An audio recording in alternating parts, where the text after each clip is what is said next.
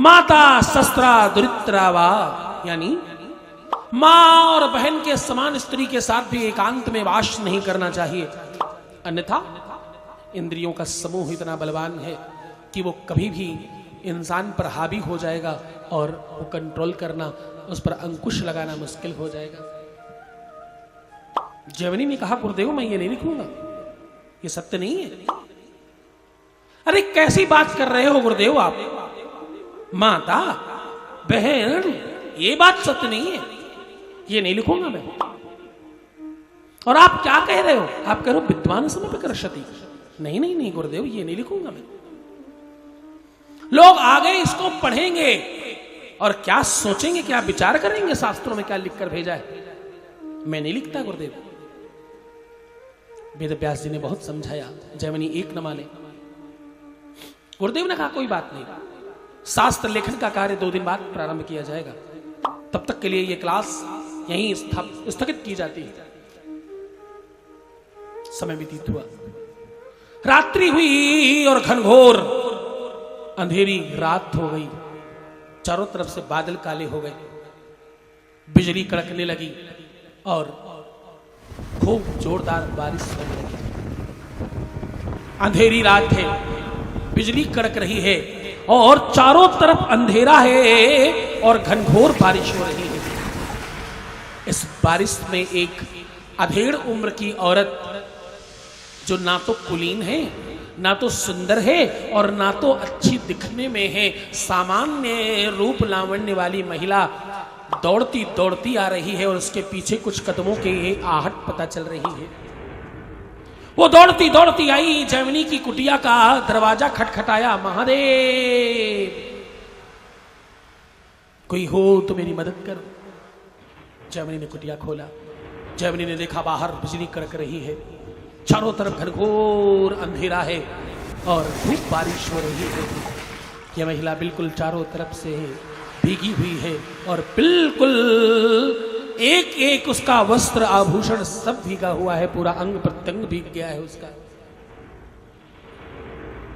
वो रो रही है, गुरुदेव कृपा करो मुझ पर, मुझे जंगल में कुछ अनजान लोग दौड़ा रहे हैं, मुझे रात्रि भर सर छुपाने के लिए जगह अगर मिल जाती तो बड़ी कृपा होती, और थर थर कांप रही है पानी में भीगी हुई होने के कारण।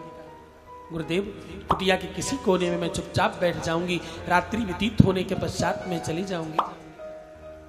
रंग सांवला है, शरीर मोटा है और काफी उम्र हो चुकी है, 40-45 साल की आसपास की महिला है, बड़ी कुलीन नजर नहीं आती, सामान्य वस्त्र आभूषण पहन रखे, थर थर कांप रही है खड़े खड़े। जैमिनी ने कहा कोई बात नहीं, मेरी कुटिया के कोने में बैठ जाओ। जैमिनी ने उसे कोने में बिठाया और अपनी कुटिया का दरवाजा बंद कर लिया। दिए की रोशनी में वो थोड़ी थोड़ी दिखाई पड़ रही है दूर से। जैमिनी ने उसे अपने पास सन्निकट बैठने के लिए कहा, धीरे धीरे धीरे धीरे और पास आओ, और पास आओ, और पास आओ, कहते कहते वो महिला को जैमिनी ने अपने बिल्कुल सन्निकट बिठा लिया। और अब जैमिनी का खुद पर अंकुश न रहा और उठे उस महिला को आलिंगन करने के लिए दोनों बाहें पसारी, और जैसे ही दोनों बाहें पसारी और उस महिला को जबरदस्ती अपने कंठ में, अपने बाहों में भरने के लिए अग्रसर हुए, वैसे काहे की अंधेरी रात, काहे की बरसात और काहे की वो बिजली कौंधना और काहे का जंगल और काहे का समय।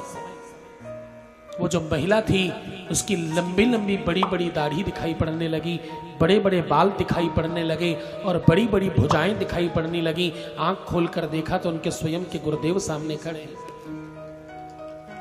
बोले जैमिनी बताओ अब तुम लिखोगे अथवा नहीं लिखोगे?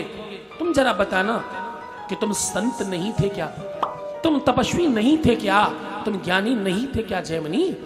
और जो महिला थी वो बहुत रूप लावण्य वाली थी क्या, बहुत कम उम्र की लड़की थी क्या? नहीं जैमिनी। जैमिनी ने क्षमा मांगा, गुरुदेव को बारंबार प्रणाम किया और जैमिनी ने लिखा, बोले माता शस्त्रा दुरित्रावा। क्या बोले? माता शस्त्रा दुरित्रावा ना बिरिक्तासनो भवे। बलवान इंद्रिय ग्राम, बलवान इंद्रिय ग्राम, विद्वान समपि कर्षते। जवनी ने वो लिखा। गोस्वामी तुलसीदास जी ने भी इसी श्लोक को सूत्रपात करते हुए अपनी भाषा में, अपने सामान्य लैंग्वेज में लिखा। बोले कंकड़ पत्थर जेचु नहीं। कौन? कंकड़ पत्थर जेचु नहीं, नहीं सतावे काम। जो पशु पक्षी कंकड़ पत्थर में चोंच मार मार के जीवन यापन कर रहे हैं, उनको भी वासना काम सताता है। इस भाव से महादेव ने काम को जलाकर खाक कर दिया ताकि जीवन मर्यादित रह सके।